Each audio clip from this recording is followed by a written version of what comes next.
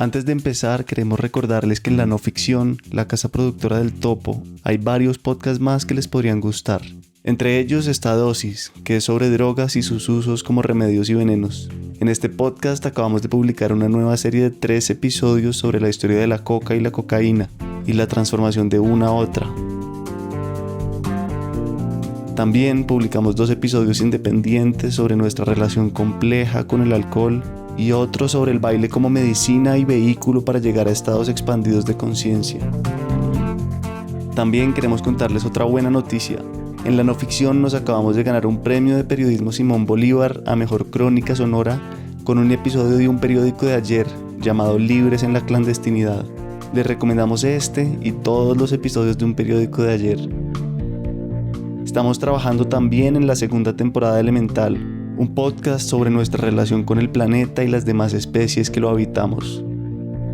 Por otro lado, tenemos otro podcast llamado La Cresta y la Ostra, en el que Carolina Sanín habla de temas como el amor, la amistad y la venganza con amigos cercanos. Para escuchar este deben descargar Podimo, una plataforma exclusiva de podcast que tiene cientos de títulos que solo encontrarán ahí. Les dejamos un link para que puedan usarla gratis durante 60 días en la descripción del episodio. También les dejamos los links a Dosis, un periódico de ayer y Elemental. Los pueden encontrar igual en cualquier plataforma de audio. Si quieren estar más enterados de los proyectos de La No Ficción, entren a lanoficción.com o síganos en nuestras redes sociales. Estamos como La No Ficción. También pueden seguir las redes individuales del Topo o de Elemental. Y ya saben, en nuestra página web pueden comprar también el libro del Topo y unirse a nuestro programa de membresías para apoyar este proyecto y recibir beneficios adicionales.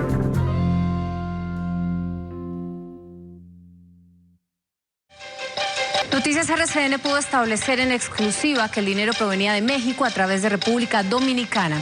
La funcionaria intentaba entrarlo a Colombia por el aeropuerto El Dorado de Bogotá. Las autoridades tienen identificado al jefe de la red ilegal que se dedica a ingresar dinero de la droga en complicidad con funcionarios del aeropuerto, antiguos agentes del DAS y algunos policías. Durante 20 años como periodista, Silvia Corzo se convirtió en una de las presentadoras de noticias más reconocidas de Colombia. Yo me ponía otra ropa, me maquillaban, me vestían, yo me sentaba, hacía el libreto, hacía la tarea. Su éxito, en buena parte, tenía que ver con que estaba convencida de que lo que informaba era cierto, relevante y de que tenía un impacto en la audiencia. Pero después de varios años como presentadora, algo por dentro le empezó a hacer cada vez más ruido. ¿Por qué las malas noticias son las que venden? ¿Por qué a la gente le gusta tanto las malas noticias, pero luego sale después de verlas y se queja por haberlas visto? ¿Cuál es esta necesidad de vivir informado, sobreinformado, si me hace mal? Sin embargo, en esos años de reconocimientos, nada de esto era evidente. Entonces yo fingía estar bien, que uno aprende muy bien a fingir estar bien. Pues yo aprendí perfecto, porque siempre en la cámara, a la gente que ve las noticias no le importa cómo estás tú, quieren que tú les des las noticias. Entonces uno aprende a poner la cara de póker. Hasta el 2017, cuando una serie de eventos de salud y señales de la vida le mostraron un nuevo camino. Entendí por qué muchas veces me sentía tan asustada frente a la vida y por qué me estaba sintiendo tan asustada de cambiar de trabajo, porque para mí era empezar de cero, era volver a nacer, era volver a empezar a vivir y sentir que la vida no me iba a sustentar, pero es una mentira enorme. En sus palabras, hoy en día dice: siempre quise que ese impacto fuera suficiente para que dejáramos de ser los espectadores del mundo que no nos gustaba y decidiéramos cambiar esa realidad. Un día fui consciente de que yo quería estar frente a una cámara para darles esperanza, no malas noticias. Entendí que para cambiar el mundo debemos primero convertirnos en las personas capaces de hacerlo. Hablamos con Silvia Corzo de los momentos cruciales de su vida, de un curso de milagros, un libro que algunos describen como un tratado de amor o como un entrenamiento mental, de las noticias, de la enfermedad, del camino que ha recorrido y de su misión hoy en día, que tiene mucho que ver con ayudar a otros a conectarse con su propio poder. Bienvenidos al Topo, un podcast de entrevistas con personas que tienen formas de vivir y pensar fascinantes.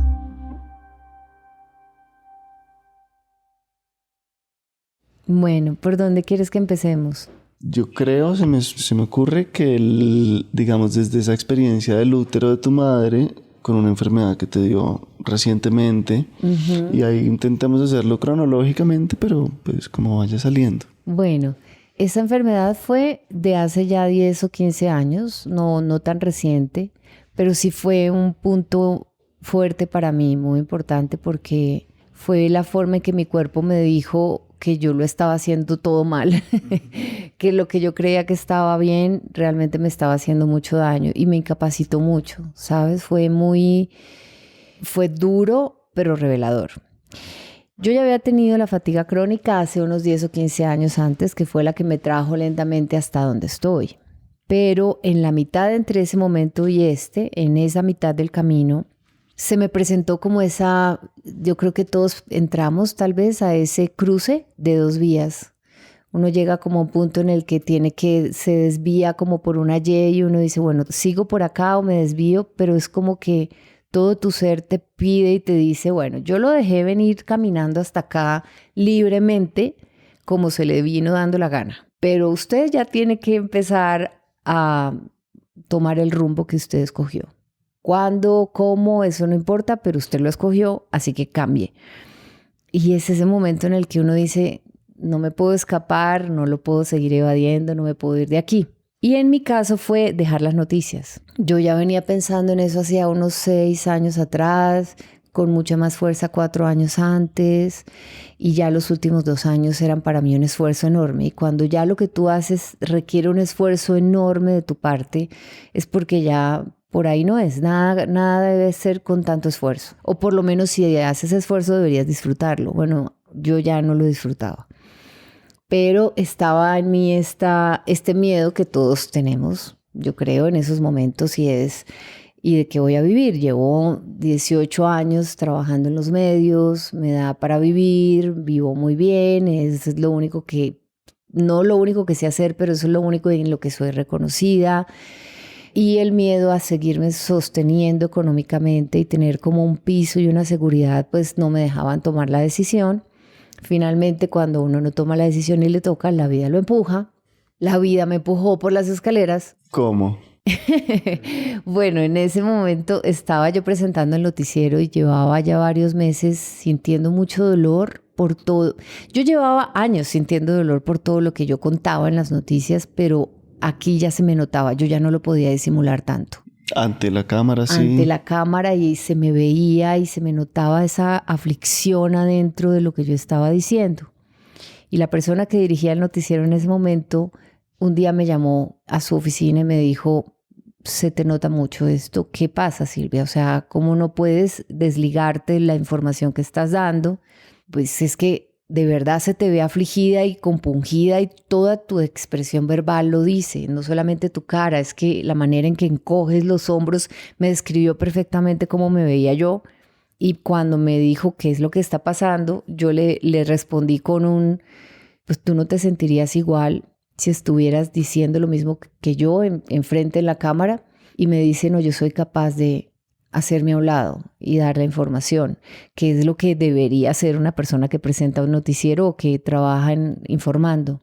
Y ahí yo me di Debería cuenta. según ese sistema. Debería según el sistema. Uh-huh. Y dije, no, esto ya está grave. O sea, ya desde afuera me están viendo de otra forma. Entonces ella, muy, pues como aquí contundente, persuasiva, ¿no? Me dice, necesito que vuelvas a ser la misma.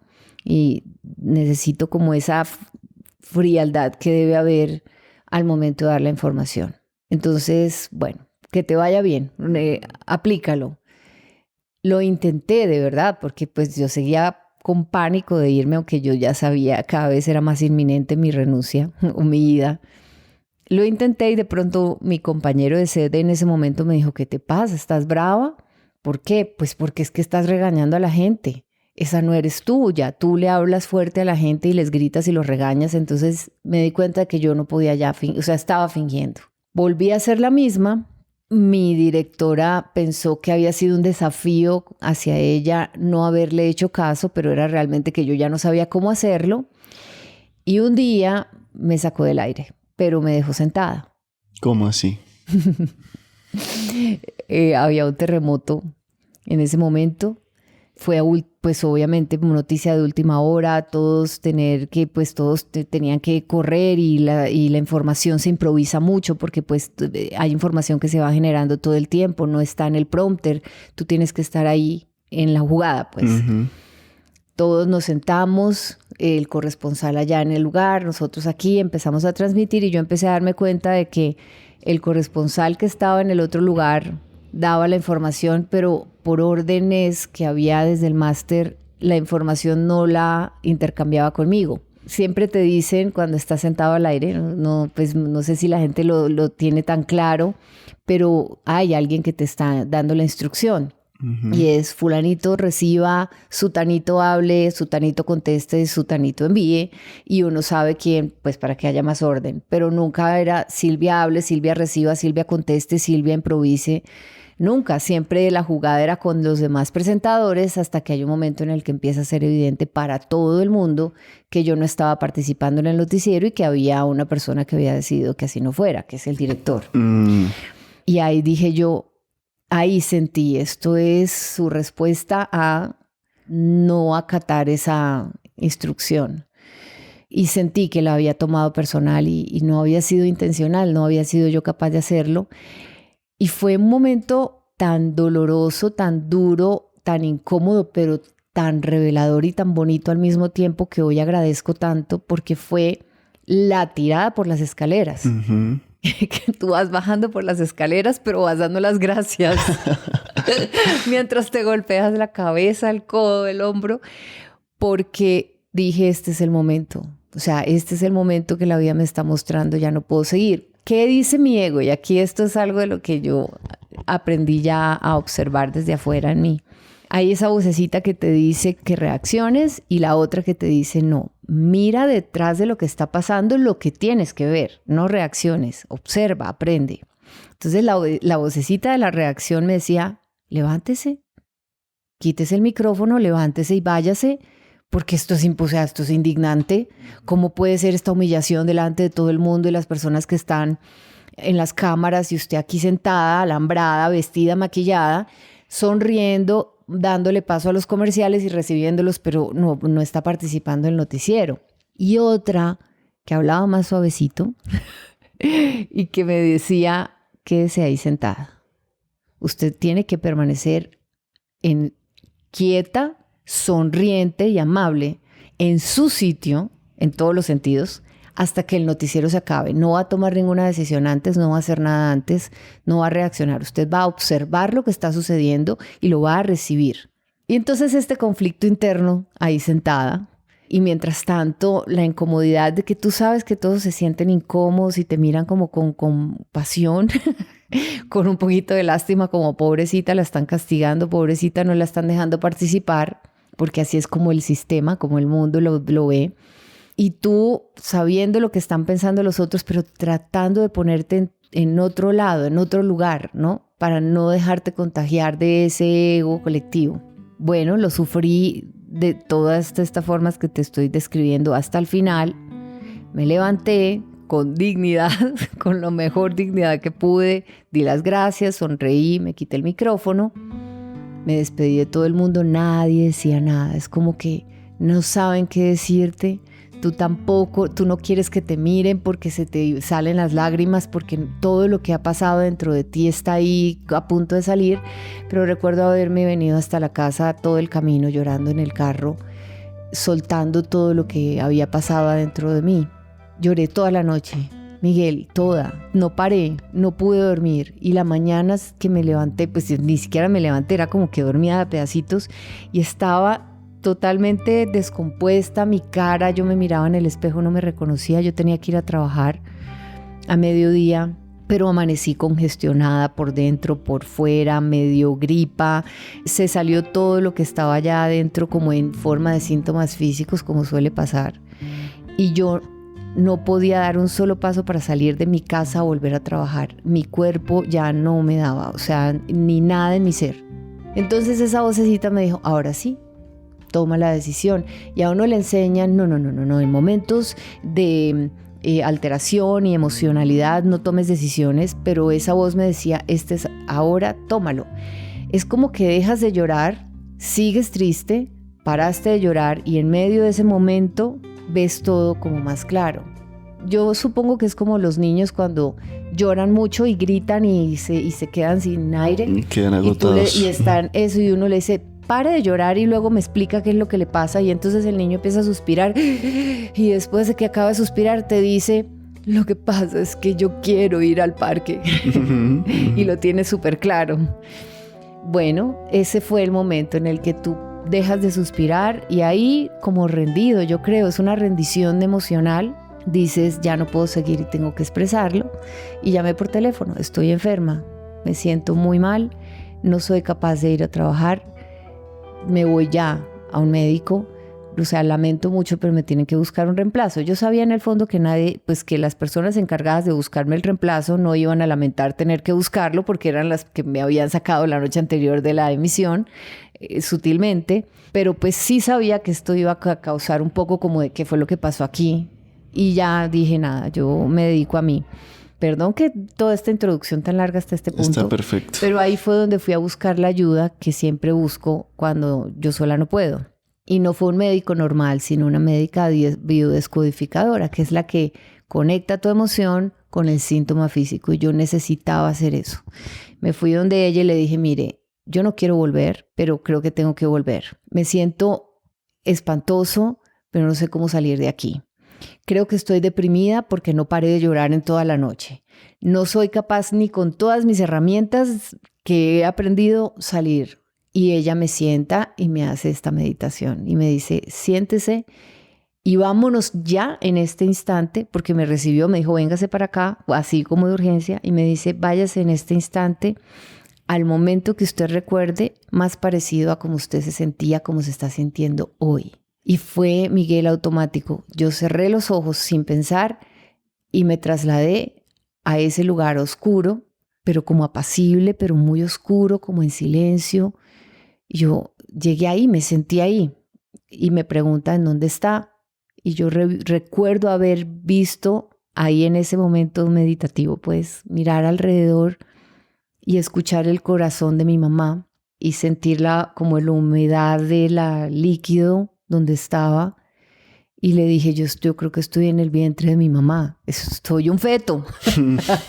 Y empezamos la conversación, ¿cómo te sientes ahí? ¿Estabas acostada con los ojos cerrados y ya? No, yo estaba sentada en un escritorio normal de un consultorio, ni siquiera me alcanzó a sentar en una camilla o en un diván, nada, fue ahí sentada, cierre los ojos y fue como en las películas de te trasladas en el tiempo, así tal cual.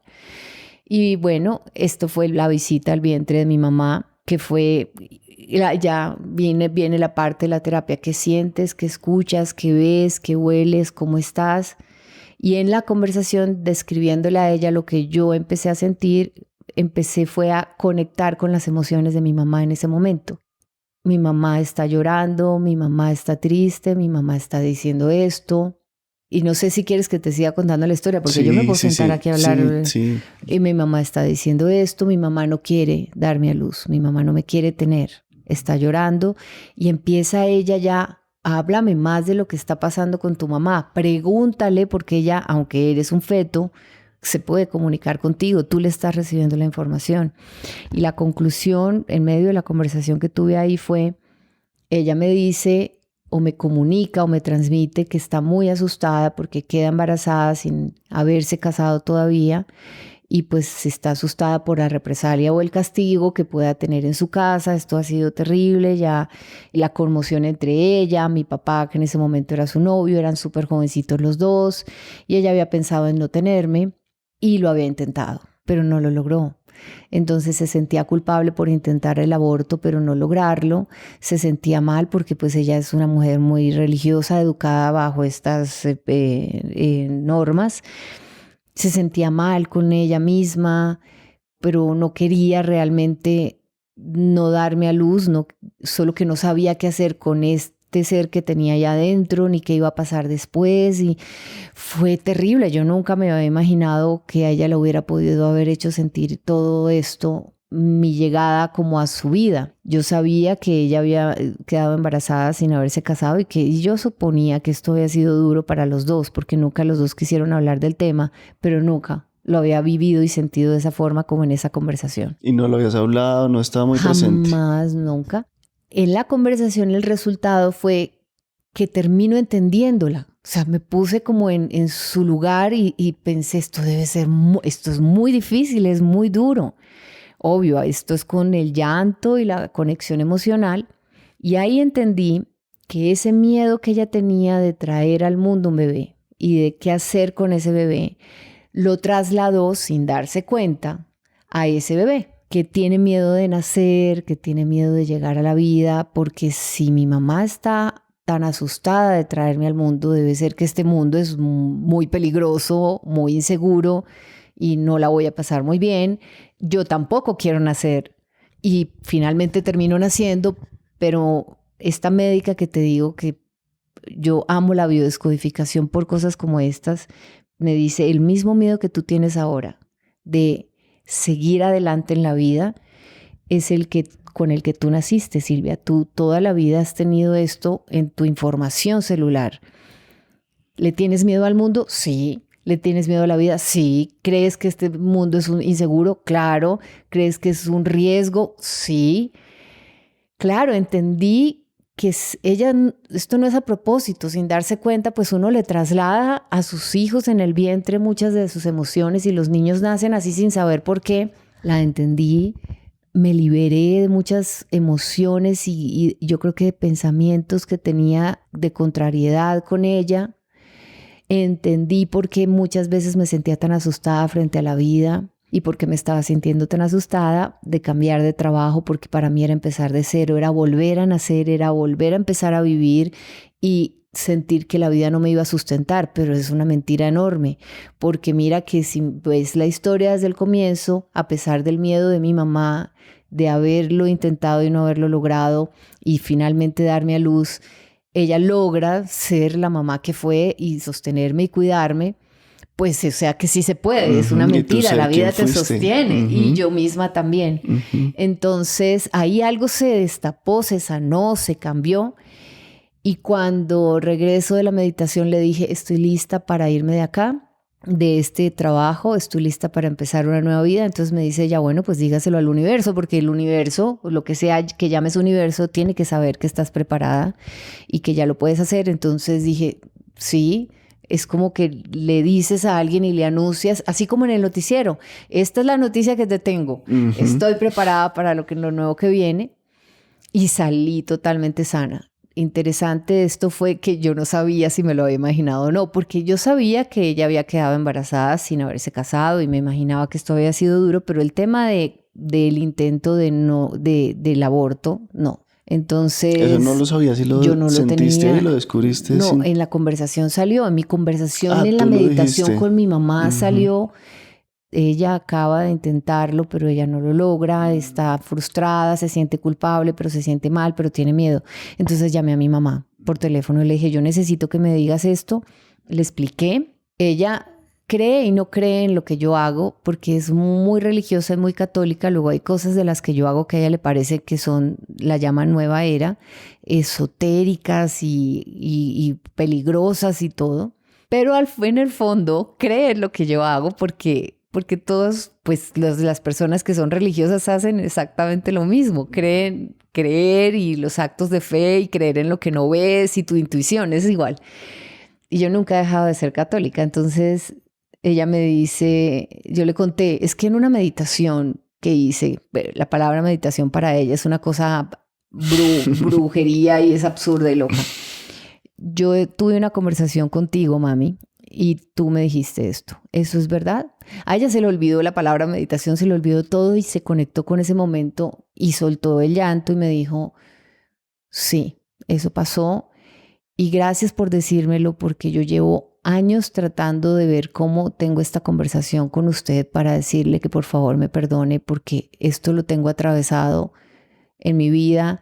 Creo que esta es la razón por la que muchas veces tuvimos tantas diferencias. Yo creo que usted a veces pensó que yo no la quería, pero no es eso. Claro, todo esto fue la respuesta a muchas cosas de nuestra relación durante toda nuestra vida. Y se dio ese momento de perdón tan bonito en el que ella se libera y yo le digo, pero es que no tienes nada que perdonar, mírame, aquí estoy, no lo lograste. Y si lo hubieras logrado, pues yo lo hubiera entendido, donde sea que hubiera llegado. Fue lindo. Y el resultado también fue haber tenido el valor de comunicarme con las personas ya en el canal y decirles ya, yo me voy. Ahí sí como el cuento, no eres tú, soy yo. Ustedes no son, soy yo. Yo creo que tengo que darle el paso a que una persona que esté más capacitada para hacerlo y lo quiera hacer y se sienta bien, lo haga. Yo creo que ya es mi momento de irme a hacer otras cosas que he deseado hacer hace mucho. Gracias por todo, pero la misma jefe no entendía cómo yo le estaba dando las gracias por esto tan duro que ella había en algún momento decidido, con sus razones y las entiendo. Entonces, era la jefe y también se sentía un poco responsable. No, dime que no fui yo. No eres tú. Gracias porque me dejaste ver algo que yo no quería ver por mí misma y me diste el valor para tomar la decisión. Y yo salí de su oficina después de estar con ella 2 horas hablando y iba bajando las escaleras y me llama por teléfono alguien, una compañera periodista, corresponsal de otra ciudad, y me dice, oiga Silvia, usted me dijo que usted estaba estudiando algo como paralelo al noticiero para hacer como coaching y que le gustaría hacer procesos de coaching, de cambios de vida y cosas así, esto que usted estudia con gente. Es que mire que yo tengo un amigo que es el gerente de la empresa tal en tal sitio que quiere hacer eso con sus empleados. ¿Usted se le mide? Mira, esto fue la respuesta como que dije, ya se lo comuniqué al universo, el universo me lo devolvió y me dice, está lista, ya le mando un cliente. Y así fue. Y le dije que sí y fue el primer proceso que hice ya aplicando a otras personas lo que yo había aprendido a hacer conmigo y para lo que me había preparado a hacer, y fue con una empresa muy reconocida. Viajé hasta Barranquilla, era en otra ciudad y lo hice, fue maravilloso.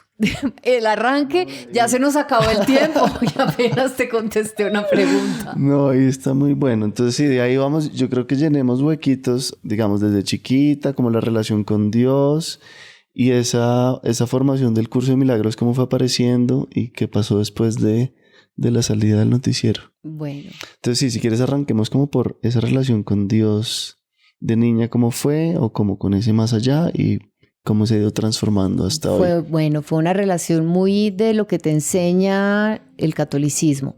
Sin que sea una crítica, pues a mí lo que me enseñaron en el colegio es que Dios era amor, cosa que me la creí siempre.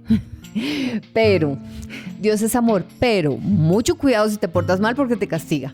Mucho cuidado si tal cosa porque no sé qué. Tenle miedo porque ese señor es bravo cuando se enoja.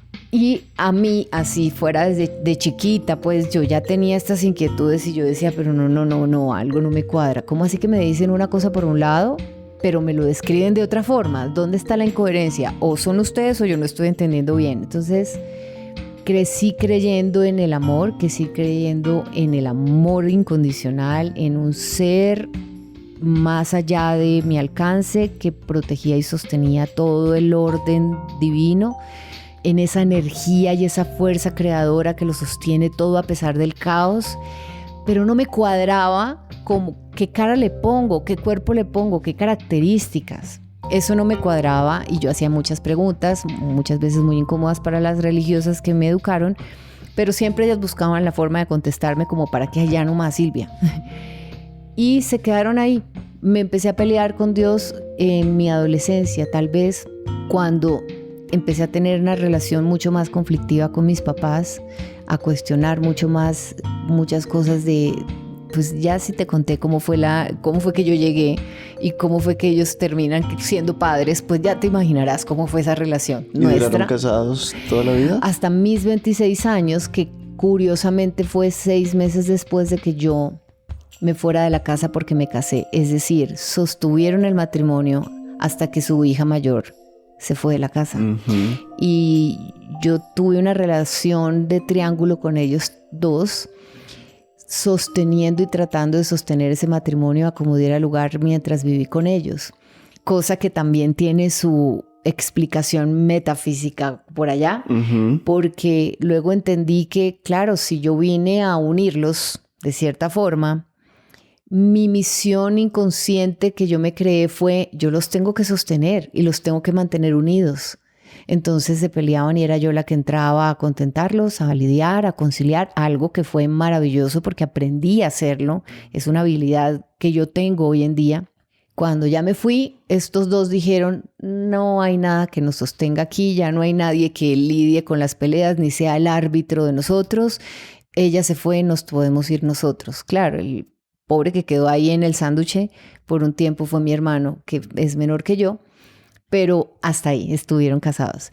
Y me peleé con la idea de Dios en ese momento. Me sentía muy afligida, muy desamparada. Yo me fui de mi casa cuando tenía 19 años más o menos, no había terminado la universidad y me sentí muy desarraigada y muy perdida del mundo porque me fui sin saber ni tener trabajo, ni haber terminado la universidad, ni saber a dónde ir, peleada con mis papás, peleada conmigo, peleada con el mundo, peleada con Dios. Uh-huh. Pero ahí, perdón, a los 19 te fuiste de la casa y a los 26 otra vez, ¿o cómo fue? Fue que yo regresé, me fui de la casa, regresé unos tal vez 6 meses antes de casarme, porque mi primer esposo, el papá de mi hijo, me dijo, yo me caso, me quiero casar con usted, pero yo no me caso si usted no vuelve a su casa, así sea 2 semanas. Uh-huh. ¿Por qué? Sí, porque es lo mismo que yo le digo. Llamémoslo ya y le preguntamos, porque todavía no entiendo. Yo me imagino que tiene que ver con sus costumbres y sus creencias religiosas, pero le agradezco haberlo hecho porque eso forzó que yo me reconciliara con mi papá, con el que duré brava años, para más o menos como que él sentía, si yo voy a casarme con usted y va a ser mi esposa y vamos a tener hijos, yo no quiero estar peleada con su familia. Así que me hace el favor y usted se arregla con su familia, yo la saco de su casa como es y mi hijo va a tener una familia medianamente normal. Y claro, me forzó a regresar. Fue muy gracioso porque ya después de vivir sola durante 4 años, 5 años, regreso yo para estar ahí unos meses con ellos de reconciliación, de conversaciones, de estar ahí. Y ya luego, entonces es cuando termino casándome y dura 6 meses más ese matrimonio. Bueno, pero el tema de Dios. Ahí ya me fui peleada y duré varios años peleada con él. O más como teniendo unas conversaciones muy difíciles con ese ser. Uh-huh. Y luego decidir como hice durante muchas veces en mi vida, ¿sabes? Como, ¿sabe qué? Yo a usted no lo entiendo, entonces mejor no le hablo. Pero seguí hablándole como a otros seres que finalmente terminan siendo parte de lo mismo. Es como, yo no le hablo a usted, pero sí a todos sus hijos. Como cuando uno se pelea con uno de la familia, pero le habla a los demás, ¿no? Y por ahí fue el retorno a mi conexión con esa idea de Dios y mi reconciliación con esa idea de Dios. Y conmigo y con el mundo. Uh-huh. Bien, bueno, entonces, no sé, si quieres metamos el tema del curso, que también yo creo que está atado a muchas otras cosas. Échate ahí la historia de cómo arrancó, cuándo lo oíste por primera vez y después ya entramos en el contenido. Sí, bueno, con esto que te cuento, que pues yo crecí con muchas búsquedas, buscando muchas respuestas, muy conflictuada conmigo, con la vida, con todo. Haciendo muchas preguntas y sobre todo, y tengo que decirlo, ya no me da pena reconocerlo y lo he hablado con mi hijo, que es como el único de quien me gustaría que entendiera la situación, y es con muy pocas ganas de vivir. Crecí con muy pocas, pero pues ya después de la primera historia que te eché, ¿no? Como por las mañanas, así que uno se levanta y como, ¿para qué esto? Y por las mañanas y por las tardes y a veces por las noches. Sí, lo digo, es porque sí, yo también, como que esa primera voz a veces es así. Porque es como que uno se levanta y uno dice, Dios mío, otra vez lo mismo, y cómo, por dónde, y cómo para qué, y cómo esto qué sentido tiene. Unas preguntas muy profundas, pero muchas veces acompañadas de mucha tristeza. Y de mucha, como entre tristeza y rabia, porque yo creo que la tristeza y la rabia son lo mismo. Se manifiestan hacia afuera diferente, pero por dentro se parecen. Uh-huh. Y como muy, no quiero vivir, no quiero estar acá, no le encuentro sentido a esto, no quiero. ¿Como adolescencia o ya en los 20? No, aquí yo ya te estoy hablando del curso de milagros. Esto significa que yo ya Ya inclusive estaba casada, separada y tenía a mi hijo. Mis momentos más duros de no querer vivir fueron antes de que Pablo naciera. Mis momentos de ya no, o sea, de no querer vivir y pensar ¿cómo hago para desconectarme de este planeta al que yo no pedí venir? Lo que uno dice en esos momentos, o lo que yo decía. No pedí venir, mi mamá no me quería traer, cosas así, mis papás, yo fui un accidente, cosas de estas. Pero cuando nace Pablo, y perdona, ¿y qué hacías para desconectarte? Pues porque, digamos, otros temas así en muchos podcasts han sido así. Bueno, pero cuenta los tuyos, los tuyos. Algunas veces evadía ¿cómo?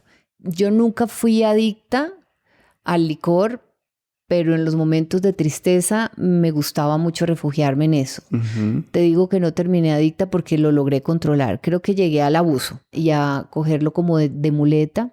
Los dulces, que son una droga finalmente, no sabes lo que mi relación con los dulces y con la forma de comer fue esa forma de evadirme, y la menciono porque llega a ser muy peligrosa. Cuando ya pierdes el control de las cantidades que consumes y lo que le hace a tu organismo.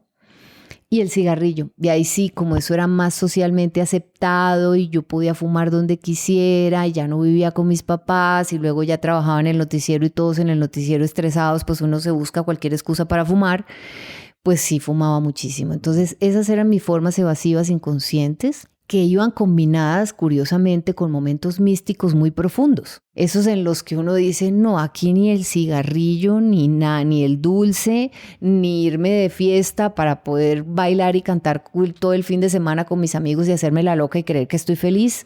Nada de eso funcionaba. Entonces yo lo llamo como la rendición. Esto como de tirarse con todo al piso y decir, ya no puedo más, que alguien me levante, me sostenga.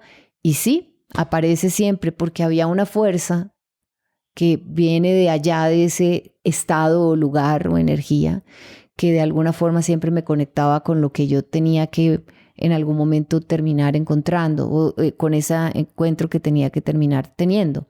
Uno de esos momentos, y estoy hablándote de distintas etapas en mi vida, está hablando muy genéricamente, ¿no? Recuerdo, y esto te lo voy a conectar con el curso, recuerdo que estando ya adulta, no había todavía tenido a mi hijo, tuve una experiencia de mirar hacia la calle por una ventana y preguntarme por qué todo el mundo estaba feliz y yo no. Veía un parque afuera y todos se veían sonrientes y felices y yo no encontraba razones, a pesar de que era un día maravilloso, soleado, con cielo azul divino. Y yo decía, no. Y todas las ventanas estaban totalmente bloqueadas, cosa que agradecí. Bajé por las escaleras y dije, yo necesito conectarme con la vida de alguna forma, porque esto que estoy pensando no me gusta. Y abro la puerta del edificio, o mejor, paso la puerta del edificio donde estaba, y lo primero que me encuentro atravesando una calle es una iglesia que cualquier día a las 11 de la mañana estaba abierta.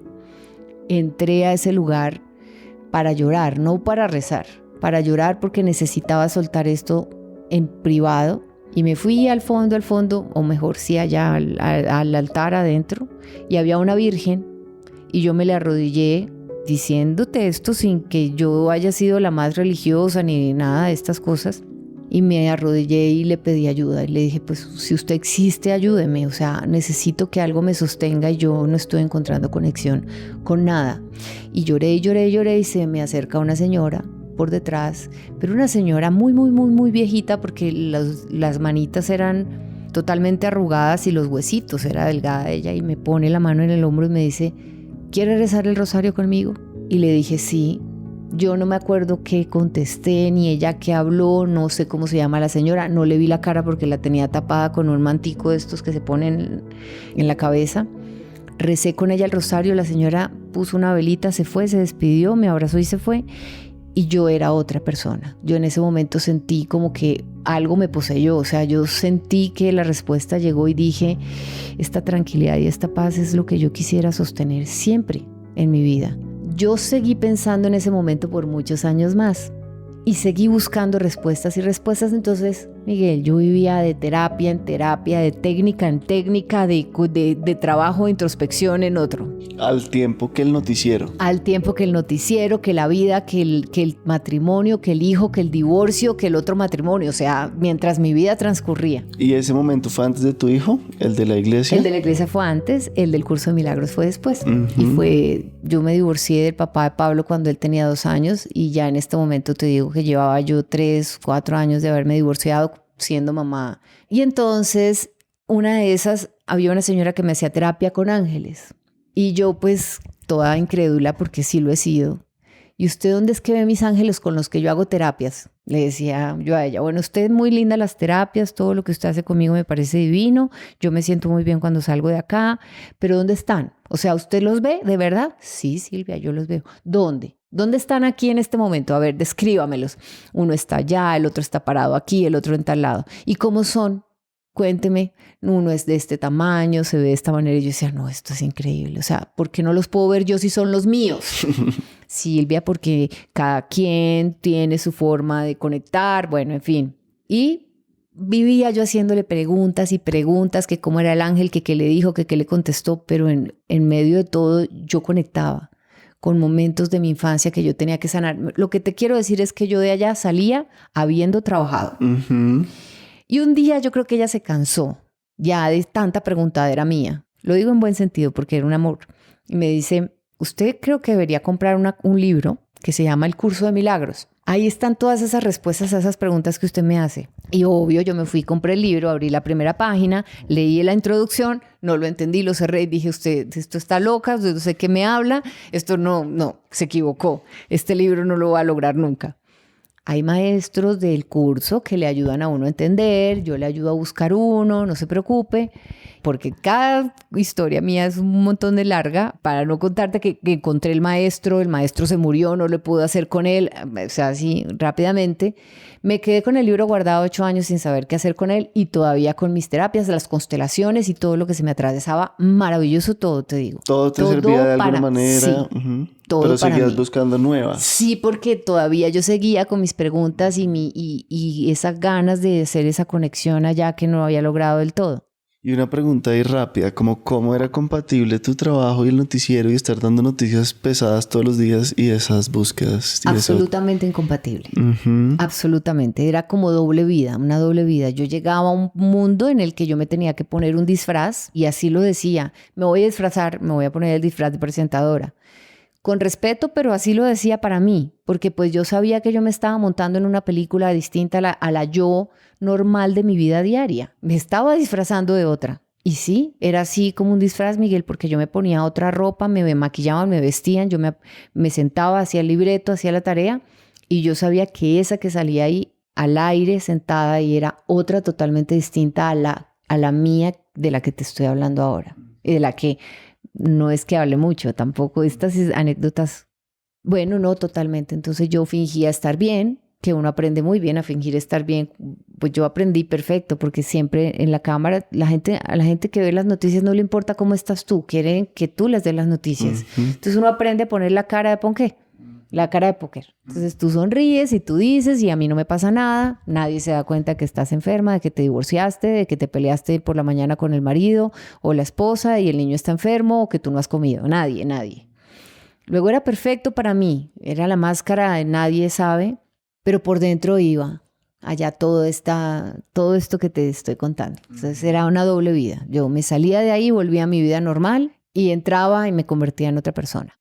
Después hablamos un ratico de las noticias ya al final, pero claro, volvamos a esto. Y entonces, en este tema, nada, seguí 8 años con el curso guardado, el libro, sin saber qué hacer con él, hasta que viene el punto en el que me enfermo, que te digo, no te estoy hablando del momento en el que renunció de las noticias, que fue este momento duro de sentirme deprimida, sino unos años antes a tomar la decisión, que es cuando me da la fatiga crónica con fibromialgia, y eso fue un combo ahí, como llega como de los riñones mal, la tiroides mal, los triglicéridos, todo estaba loco, y además tenía ansiedad, depresión y algo que se llamaba fobia social, que supe en ese momento que existía, pero no tenía ni idea, y es que te da miedo enfrentarte a la gente, estar en lugares concurridos, estar en ambientes sociales en donde tienes que interactuar con personas y ser políticamente correcto y estar ahí en los ambientes sociales. Es pánico para mí. Es loco porque puedes pararte enfrente de un montón de personas a hablar de las noticias o a dar conferencias, pero si tienes que entrar en un espacio social en el que debes ser correcto, decir lo correcto, actuar de la forma correcta, siempre estar perfecta, es terriblemente estresante para mí, me genera muchísima ansiedad. Y todas estas preguntas de estos lugares en las que te preguntan cosas, es muy loco porque aquí estoy muy cómoda contigo hablando de mí, pero si estuviera en un ambiente concurrido social en el que uno tiene que comportarse de cierta forma, eso a mí me genera mucho estrés, porque no puedo ser yo, no puedo mostrar quién soy y bueno, esto me incapacitó totalmente. Y un día me encuentro en medio de mi incapacidad con una persona que hizo el curso de milagros y conectó inmediatamente conmigo porque dije, claro, este libro lo tengo, ya sé quién me lo puede enseñar y me dice, ven a clase conmigo. Yo me curé de una artritis porque he hecho el curso de milagros y aprendí que tenía rabia, que tenía que perdonar, que tenía que soltar y pues así me curé. Yo dije, no, pues así es que me voy a curar yo la fatiga crónica, la depresión, la ansiedad, la fobia social, todo. Y sí. Sí fue así porque fue el comienzo de una curación que empieza en la mente y se va reflejando en el cuerpo. Eso también lo aprendí ahí. Y entonces describamos un poquitico el curso, así, pues es un libro de no sé cuántas páginas, pero lo inicial, así como para alguien que no lo conoce, es ¿cómo lo describes? Yo lo describo como un curso de entrenamiento mental, en el que tú aprendes a deshacer tus creencias. Primero a conocer tus pensamientos y tu sistema de pensamiento acá en el mundo, que es el sistema de pensamiento del ego. Realmente el ego es el que funciona aquí en el mundo físico. Deshacer esas creencias y esos pensamientos que son los que te causan miedo, dolor, rabia, todos los pensamientos negativos, creencias con los que crees que funcionas en el mundo, pero en últimas terminas funcionando muy mal porque no eres ni feliz. Y aprendes una nueva forma de vivir, como conectando con esa parte de tu mente en donde no están esos pensamientos dando vueltas, que es a la que todo el mundo trata de acceder a través de la meditación y la plena conciencia y el silencio profundo y la quietud. Bueno, eso sí existe, pero cuando uno está tan ocupado en la conversación mental, pues uno no puede, casi que la puerta no se abre para llegar a ese lugar. Es una forma de hacerlo de manera racional, porque es muy estudiado con palabras, porque hay quienes llegan a esos momentos y lugares o estados a punta solamente de meditación y silencio. Hay otros que llegan con la ayuda de sustancias que son ancestralmente utilizadas como medicina y que te ayudan a entrar en esos estados de experiencias o estados sensorial, no sé cómo llamarlo. Estados expandidos de conciencia. Expandidos de conciencia, gracias.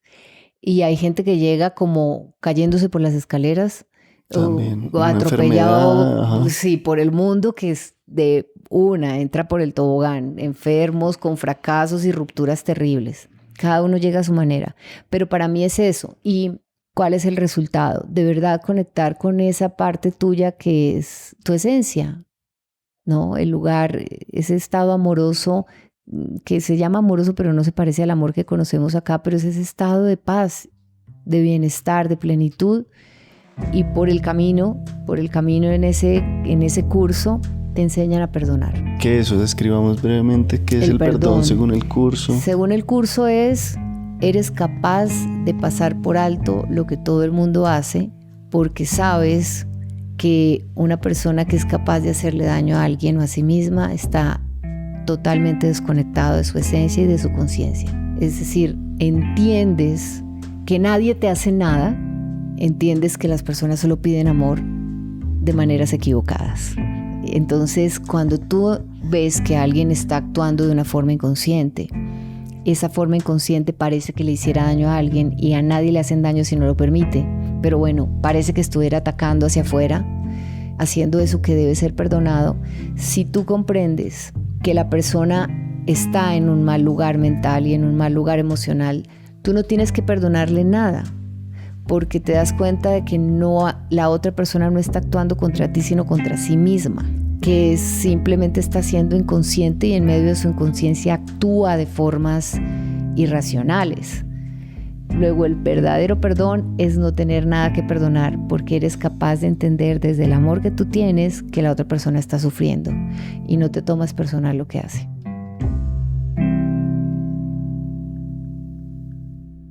Pues para que no se nos pase lo de las noticias, sí me parece interesante. A ti sí, ¿tú quieres que hablemos de eso? Sí. ¿Qué te llama la atención, como sobre todo a ti, del tema de las noticias? Tú que también las viviste desde adentro, por ejemplo. Y me causó curiosidad todo, desde lo más conspirativo de por qué las noticias son así y quién está detrás y por qué el miedo vende y por qué seguimos ahí, hasta, sí, como cuál es como por qué nos interesa eso. Digamos, de pronto no hay nada conspirativo, sino simplemente los humanos a eso nos gusta y eso vende y ahí seguimos, no sé por qué, alimentándonos de eso. Entonces eso, no sé, ¿cómo lo ves tú? Porque sí, en mi caso entonces fue parecido y de ahí entonces conecté primero como con los temas ambientales y después cada vez como más con estos y cada vez también como perdonando más lo otro, como que también pues cada quien verá y si eso puede también, no sé, traer como dicha o distracción, en fin, como no condenar tampoco a las noticias en sí mismas, sino... Claro, sí. Pues mira que yo pasé por varias etapas con el tema de las noticias, por varias fases. Y las reconozco todas ahora que me cuentas, y es al principio totalmente indiferente a las noticias porque durante mi niñez y mi juventud mi papá vivía súper informado, recuerdo, y a mí no me gustaba. Yo veía las noticias porque pues me tocaba, porque mi papá ponía el noticiero, pero no era algo que yo hubiera escogido porque sí. Luego, totalmente indiferente y desconectada del mundo de las noticias. Luego se convirtieron en esa forma de expresión y comunicación que era una necesidad que yo tenía desde pequeña, pero pues muy loco porque yo no expresaba lo que yo sentía ni lo que yo pensaba, sino lo que hacían otros y cómo otros lo percibían, lo interpretaban, ¿no? O sea, terminé siendo más como una mensajera que una comunicadora de un mensaje profundo allá mío. Pero, y tengo que decirlo, lo hacía muy bien, a la gente le gustaba como yo lo expresaba, yo me conectaba mucho con toda la emocionalidad que hay ahí y la gente que sufría y como mis preguntas de por qué este se robó la plata, el otro por qué mató, por qué abusó. Entonces mi manera de contar las noticias tenía una marca, un sello propio, que era el que venía desde mi forma de ver el mundo. Y resultó que eso le gustó a muchas personas y que la forma en que yo expresaba las noticias era distinta o bueno, no pues única, ¿no? Pero tenía ese toque personal que a la gente le llegaba como... ella está sintiendo algo más allá de lo que me está contando, me llega de una forma diferente. Entonces, como lo hacía fácil, lo hacía bien, aprendí a hacer el papel, aprendí a disfrazarme y a hacer lo que tenía que hacer, pues maravilloso, porque me dio para sostenerme en este mundo físico, económicamente, tener muchas cosas que yo quería, pero a la vez me llevó a convertirme en alguien sobreexigente conmigo misma y a que muchos demonios allá ocultos salieran en ese momento, ¿no?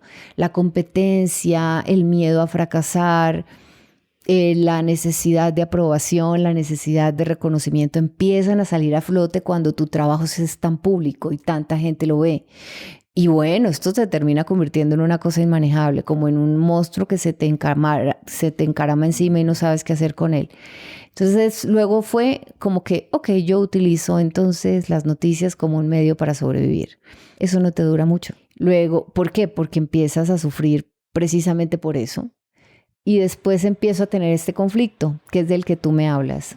El conflicto de qué hago ahora yo dando noticias cuando no entiendo lo que estoy diciendo, no entiendo para qué lo estoy diciendo, cuál es la utilidad de dar las noticias, quién se está beneficiando de esto, a quién realmente le puede estar sirviendo, quién está aprendiendo. Y todo esto empieza a convertirse en mi mundo mental y esto ya es un conflicto, se me volvió un conflicto. Y ahí empiezan unas de las críticas que durante un tiempo le hice a las noticias y que ahora simplemente ya las entiendo. No las comparto, las entiendo, pero fueron críticas que tal vez en algún momento se pasaron por tu mente y las viviste y es, ¿por qué las malas noticias son las que venden? ¿Por qué a la gente le gusta tanto las malas noticias, pero luego sale después de verlas y se queja por haberlas visto? ¿Cuál es esta necesidad de vivir informado, sobreinformado, si me hace mal?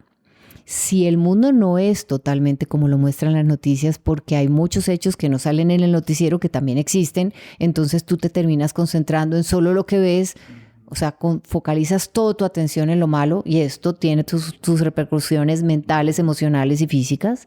Y no vamos a cambiar el mundo con esto, porque si por lo menos contando lo que funciona mal cambiamos el mundo, pues súper, bienvenido. Entonces, mira a ver cómo... No, se vuelve un continuo quejarse de lo que no funciona y una rueda viciosa de la que nadie sale. Mi crítica grande y mi pelea con las noticias en ese momento, y luego la fase en la del curso de milagros en la que yo le decía a mi profesora del curso, ¿yo qué estoy haciendo presentando las noticias? Y a mí esto me hace infeliz. Si yo no entiendo para qué es esto, si estamos vendiendo miedo, por el amor de Dios, y la gente lo compra y luego se queja por haberlo comprado y por lo que le produce, pero además no hace cambios en sí mismos, que es donde está el cambio del mundo, no en el señor que se equivocó allá afuera y que hizo algo malo y se robó la plata, también en mí, porque yo también robo atención de la gente, robo tiempo, robo tranquilidad, o sea, robar no solamente se predica de lo material,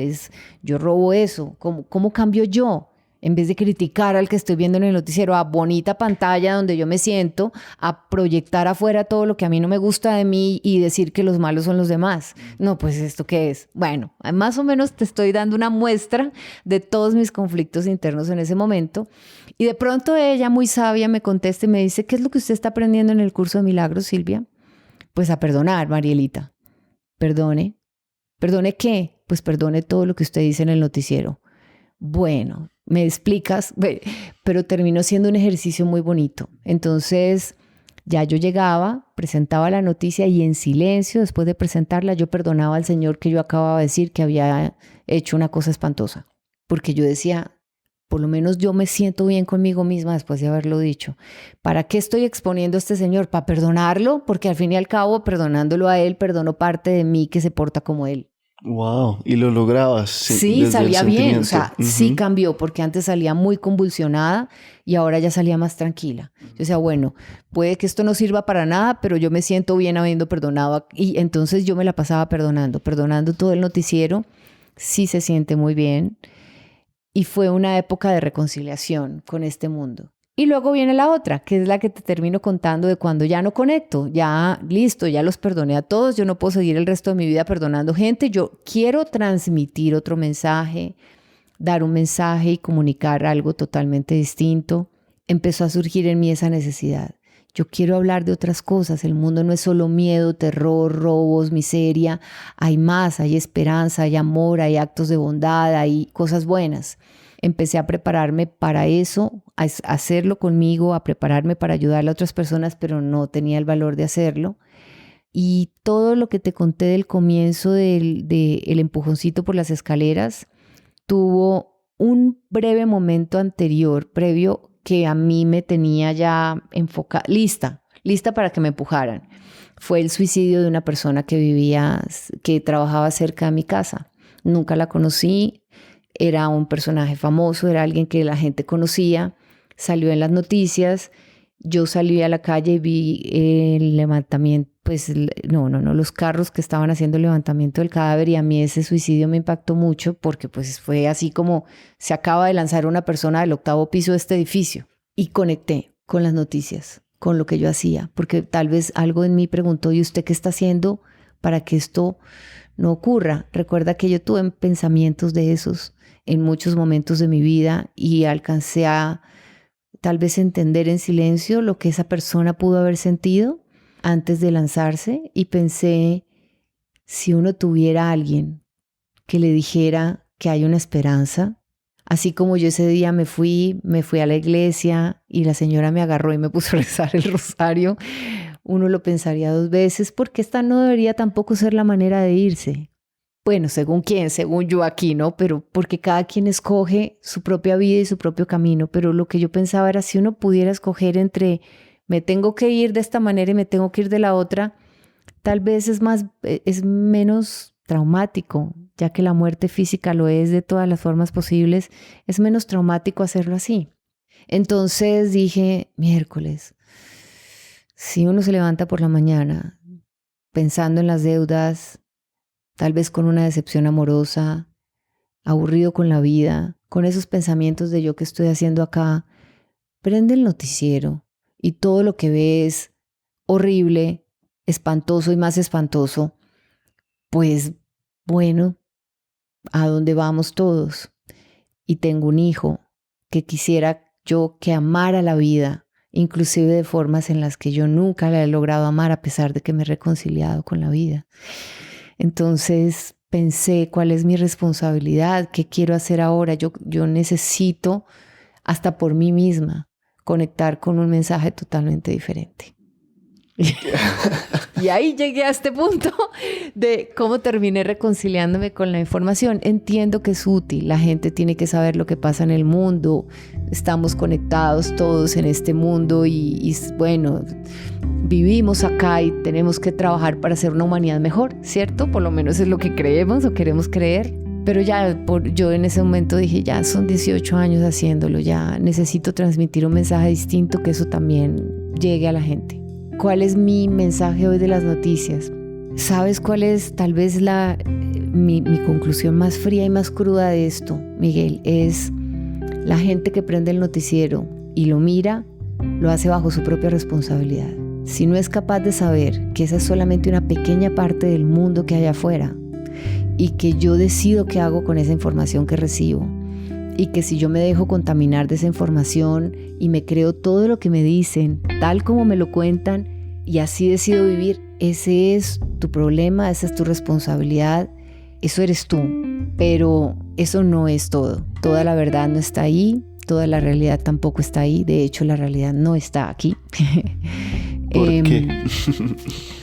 Porque, y eso lo he aprendido en el curso, es como una especie de juego de deducción lógica.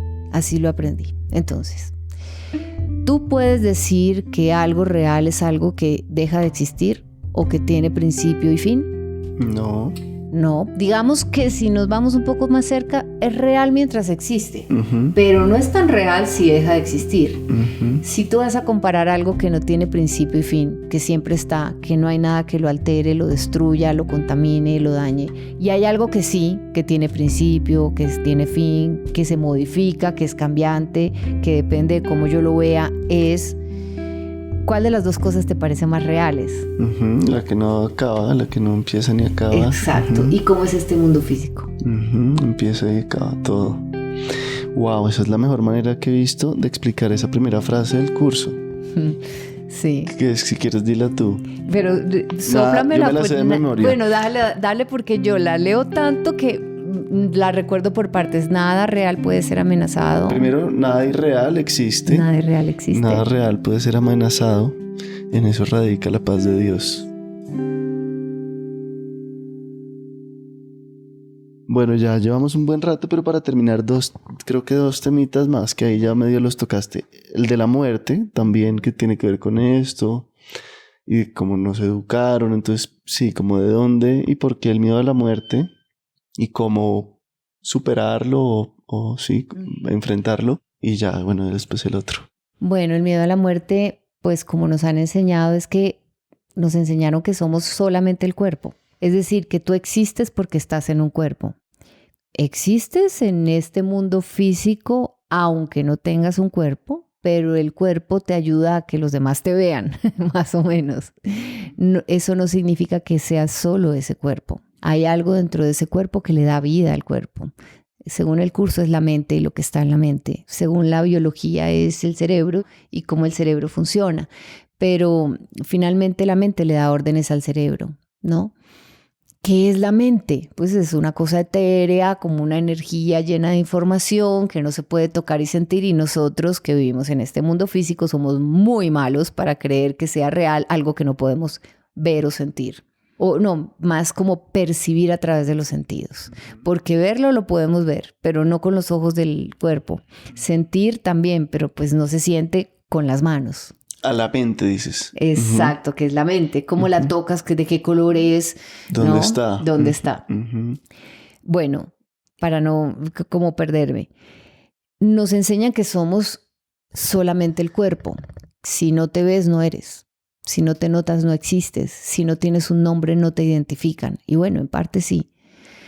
Pero no eres solamente el cuerpo. Esto es un vehículo como que te prestan, porque sí es prestado, temporalmente porque es temporal, en el que te metes más o menos, tú como que entras ahí y a través de él tienes contacto con el mundo físico y vives experiencias en este mundo físico. Pero eso no significa que tú seas solo eso. Ese es el carro. Te subes a tu carro, que hoy puede ser una marca, mañana puede ser otra, pero es el vehículo en el que te mueves, no eres tú. Si creemos que somos eso, cuando eso deja de existir aquí en el mundo de las formas, o cambia, o se destruye, o le pasa algo, sufrimos. La muerte de la que hablamos nosotros es cuando el cuerpo ya deja de existir, ya no funciona más, ya cumplió su función. Obvio, le tenemos miedo a eso porque creemos que en ese momento nosotros como seres también vamos a dejar de existir. Luego, para poder cambiarle ese miedo a la muerte, para poder dejar de tenerle miedo a la muerte, necesitamos darnos cuenta de que somos más que el cuerpo, que nosotros solamente le damos órdenes al cuerpo y vivimos a través de él o experimentamos a través de él, pero somos más, somos esa mente que no tiene límites, que va más allá de todo, que lo abarca todo, que es capaz de amar, que es capaz de crear cosas maravillosas. Luego, para dejar de tenerle miedo a la muerte, uno sí tiene que cambiar esa creencia. No hay otra forma. O sea, te tienes que hacer el cambio de chip, por decirlo así. Mientras que pienses que eres un cuerpo, cualquier cosa que le pase a tu cuerpo te va a asustar. Cuando no, puedes entender que a tu cuerpo le está pasando algo, pero eso no te afecta a ti, y tú con eso que le está pasando a tu cuerpo aprendes, haces, creces, usas eso para tu propia vivencia, lo vives, lo experimentas. Entonces eso es lo que yo he aprendido sobre la muerte, y poco a poco he ido aprendiendo a soltar ese miedo, conectándome más con la idea de que soy más que eso y también los demás. Hoy en día, para terminar, me va mejor con mi propia idea de mi muerte. Ya no la miro con un escape, como un escape o una salida, como alguna vez la vi. Ya hoy la muerte la veo como una transición necesaria, normal, que no va a afectar mi propia esencia ni mi espíritu. Todavía me cuesta un poquito más con el dejar de ver en un cuerpo a las personas que yo quiero. Y especialmente con mi hijo, que es lo que me conecta con el mundo.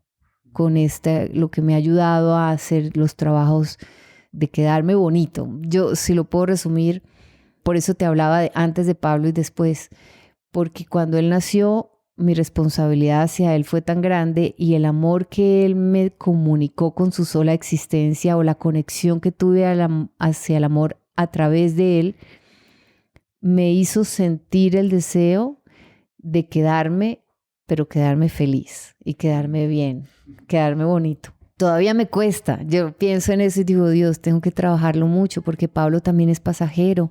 La gente que amamos son pasajeras en este mundo físico.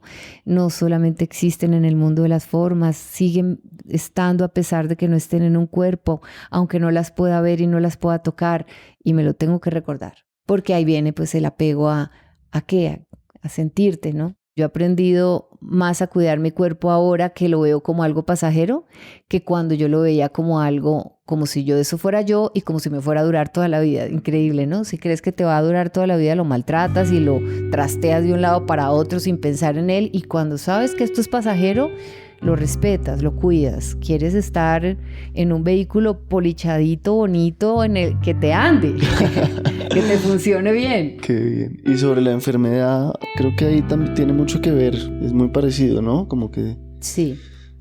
Cuéntame. Pero básicamente el tema de la enfermedad, como lo explica el curso y lo he aprendido a través de mis propias experiencias de enfermedad, es la mente es la que se enferma, porque son esas ideas de tu mente las que viven dentro del cuerpo y son las que proyectas en el cuerpo, y las proyectas a través de emociones, y las emociones hacen esa energía que se mueve dentro del cuerpo y hace sus propios estragos, es decir, actúa en tu cuerpo. Entonces, si es una energía acumulada de tristeza, de ira, de sentimientos negativos, emociones negativas, pues puede llegar a dañar un órgano, a afectar el funcionamiento de un órgano, a incapacitarte por completo.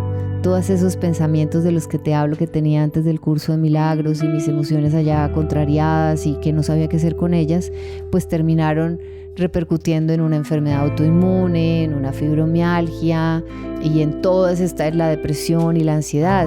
Es la manifestación de el cuerpo enfermo, la manifestación de una mente enferma, de una mente que no se ha curado, de una mente que tiene pensamientos que no son sanos.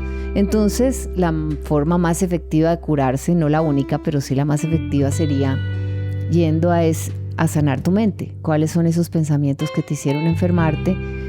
Y ayudar a que te recuperes o prevenir que te enfermes.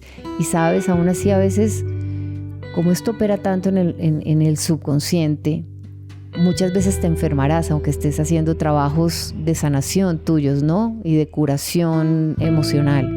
Entonces es cuando uno debe entender qué es lo que la enfermedad le está enseñando, que lo hablábamos antes de empezar la entrevista sobre el libro que leíste de cómo se llama la enfermedad como camino, que yo lo llamo el propósito de la enfermedad. Y es, bueno, si yo ya tengo esta enfermedad porque se manifestó este síntoma físico, más allá de que yo haya trabajado o no me haya cuidado o me haya trabajado para evitarla, ¿qué es entonces lo que me está diciendo la enfermedad? ¿A qué me está invitando? ¿Cuál es el aprendizaje aquí? ¿Cuál es el propósito de que mi cuerpo me esté comunicando esto y cómo lo voy a utilizar como una herramienta para transformarme, para conectarme con mi esencia, para sanar heridas, para tal vez ser el canal de comunicación de otras personas que los conecte también con el amor, con el perdón? Todo tiene un propósito. Pues Silvia, creo que eso fue. No sé si quieres agregar algo más. Uy, no, yo pues me puedo quedar contigo todo el día hablando, pero no, creo que hemos podido conversar de muchas cosas que son las que siento yo han sido lo que le ha dado movimiento a mi vida y que terminan siendo la razón de ser de mi ahora, de lo que yo hago, de querer conectar con otras personas, pero desde otro lugar emocional y mental, y entendiendo cómo algunas personas se sienten, pero también que hay salidas. Ahora hablábamos hace un momento de la autoayuda y lo que muchas personas piensan sobre la autoayuda. Pues la autoayuda no es otra cosa que mire para adentro y ayúdese usted.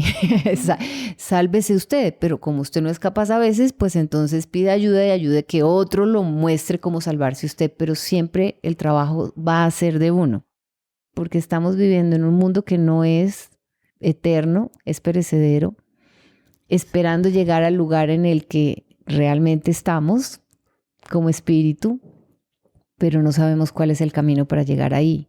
Lo aprendemos acá. De hecho, ni siquiera sabemos que hay una forma de vivir acá estando allá, en ese estado mental que muchos creen que es un lugar y lo llaman cielo, pero realmente es un estado mental de paz y plenitud que se puede experimentar en cualquier momento o lugar. Pues no es eso lo que todo el mundo quisiera, lo llamamos felicidad, pero es más o menos eso.